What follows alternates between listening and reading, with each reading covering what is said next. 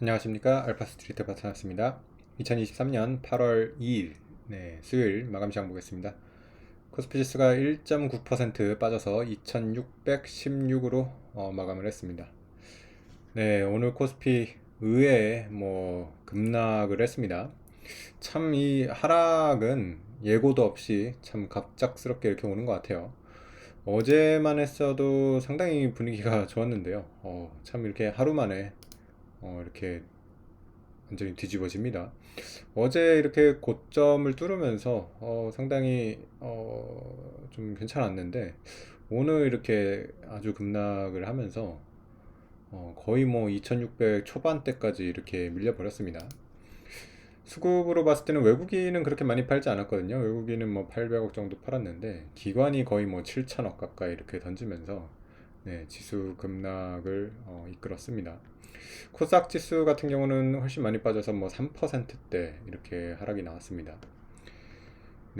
이게 좀 갑작스러운데요. 사실은 어제 이제 미국장에서도 보면 장 끝날 때까지는 괜찮았어요. 다우가 플러스로 마감을 했고 나스닥만 한 0.4 정도 빠졌는데 이 장이 끝나고 난 다음에 이제 좀 갑작스러운 뉴스가 하나가 떴습니다. 피치가 이제 미국 이제 3대 신용평가기관 중에 하나인데요. 무디스, S&P, 피치 이렇게 있죠. 근데 이제 미국의 이제 신용등급을 떨어뜨렸습니다. 그럼 보면 23년 8월 1일 그래서 AA 플러스로 이렇게 떨어뜨렸죠. 이제 기존에 이제 피치가 트리플 A였습니다.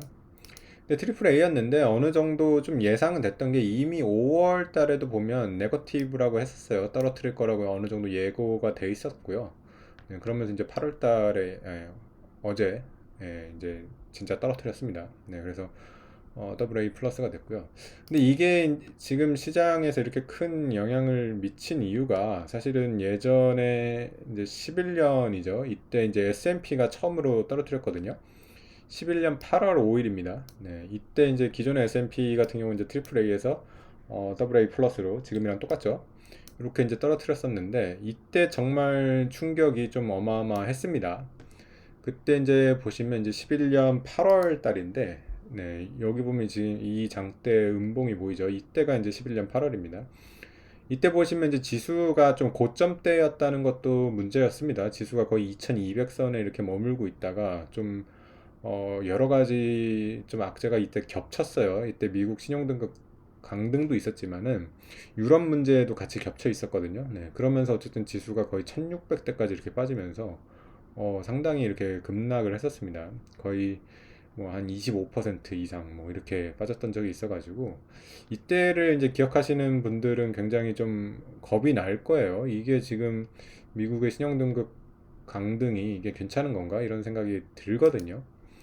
그러다 보니까 이렇게 빠졌는데 사실은 아침에 보면 별로 하락하지가 않았었어요. 그래가지고 저도 이제 아침에 보면 그냥 이게 넘어가나 이렇게 싶었는데 점점 이제 낙폭을 확대하면서 이렇게 결국에는 거의 2% 가까이 이렇게 빠지게 됐습니다.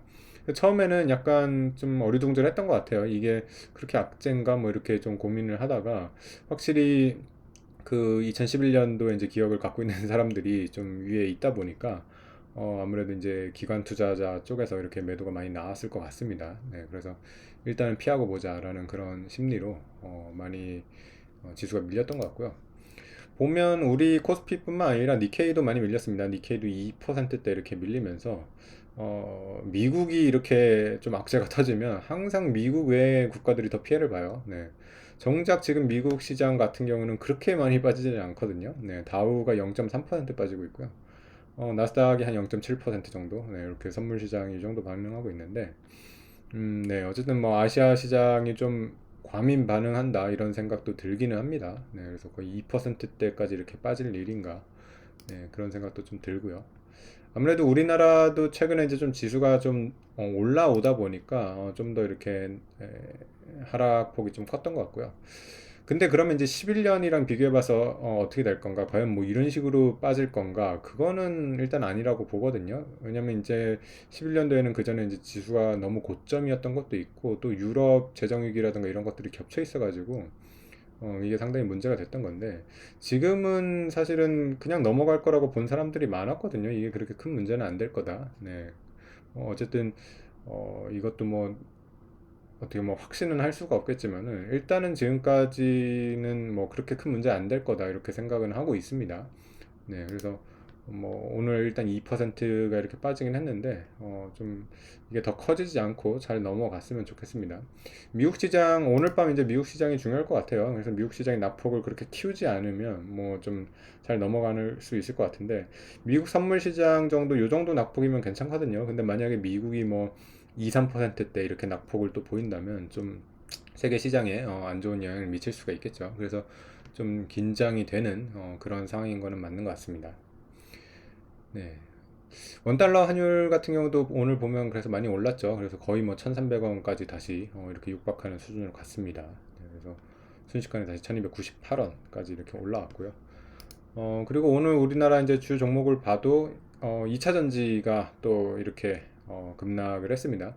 확실히 2차 전지가 좀 고점에서 이제 꺾이는 느낌이 있다 보니까 이렇게 좀 시장 전체에 악재가 나왔을 때 타격을 이제 크게 입는 그런 모습들이 보입니다. 그래서 오늘 에코프로 그룹 주들도 거의 7%대 빠졌고요.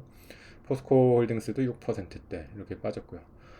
네. 근데 뭐 2차 전지만 빠진 게 아니라 시장 전체가 다 빠졌죠, 보면. 네. 그래서 좀 다른 별로 못 올라온 주식들은 좀 억울할 것 같습니다. 반도체 같은 경우도 오늘 뭐 삼성전자 1.7%, 하이닉스가 거의 4% 넘게 빠졌고요. 현대차 그룹도 많이 빠졌습니다. 현대차 그룹 같은 경우는 사실 환율 올라가면 수혜를 좀 받는 종목인데도 불구하고 네, 지금은 환율보다도 이렇게 좀 뭔가 시장 급락에는 피해가지 못했습니다. 그래서 현대차도 이렇게 3%대 다 하락이 나왔고요. 그 네이버 카카오도 요새 조금 올랐는데 오늘 이렇게 빠졌습니다. 2, 3%대 이렇게 빠졌고요. 그래서 뭐 대부분의 종목이 다 빠졌고요. 그나마 뭐 조금 올라온 종목들 보면 뭐 아모레 그룹이라던가 네, 이 정도만 보이는 것 같습니다. 네, 뭐 S-오일 정도만 겨우 이제 플러스 나온 것 같고요.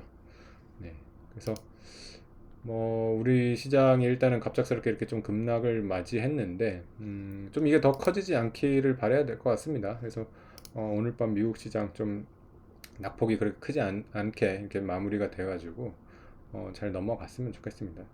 사실 뭐 미국의 신용등급 강등이 지금 뭐 처음도 아니고 이미 S&P가 12년 전에 강등을 했었던 거거든요. 그래서 똑같은 일이라서 그 정도 뭐 파급력은 분명히 없을 거라고 생각은 되고 있습니다. 네. 네, 오늘 시장은 여기까지 하겠습니다. 감사합니다.